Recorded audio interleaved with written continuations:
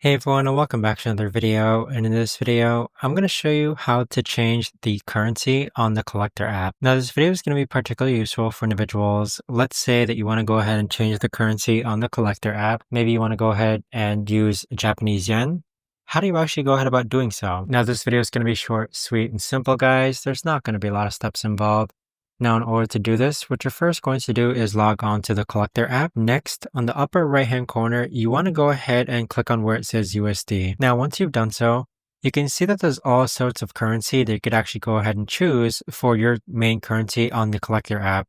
So if we choose Japanese yen, it's basically going to convert everything into Japanese yen. But there you have it, guys. That right there is the best and easiest way that I know of to actually go ahead and change currencies on the Collectr app.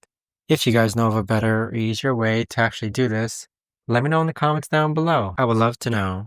Thanks so much for watching, everyone, and I'll see you guys all in the next video.